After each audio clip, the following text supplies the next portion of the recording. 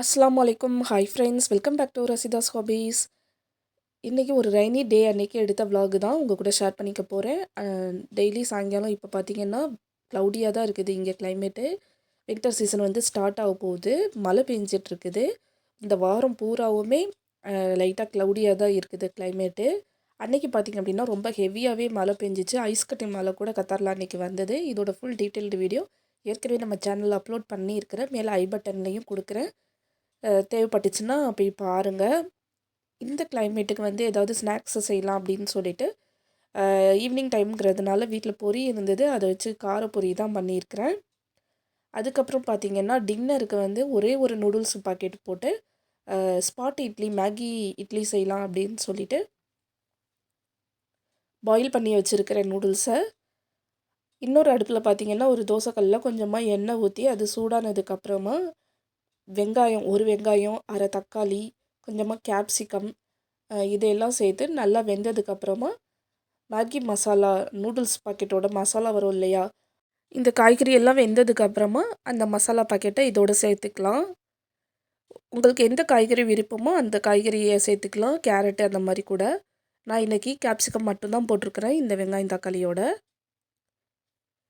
இப்போ இந்த மசாலாவை சேர்த்துட்டு நல்லா மிக்ஸ் பண்ணி விட்டுட்டு இந்த மசாலா நல்லா வெந்ததுக்கு அப்புறமா நம்ம வேக வச்சுருக்கிற நூடுல்ஸை வந்து இது கூட சேர்த்துக்கலாம். தண்ணி இல்லாமல் நல்லா ஃபில்டர் பண்ணி நூடுல்ஸை மட்டும் சேர்த்துக்கோங்க. இந்த வெஜிடபிள்ஸோட நூடுல்ஸ் வந்து நல்லா மிக்ஸ் ஆனதுக்கு அப்புறமா நம்ம ஒரு 4 பார்ட்டிஷனாக இதை வந்து பிரித்து வச்சுக்கலாம். ஸோ தட் இதுக்கு மேலே வந்து நம்ம இட்லி மாவை வந்து ஊற்ற போகிறோம். இந்த மாதிரி இட்லி மாவை எல்லா பார்ட்டிஷன்லேயும் ஊற்றிட்டு கொஞ்சமாக இந்த மாதிரி ஸ்ப்ரெட் பண்ணி விட்டுக்கோங்க.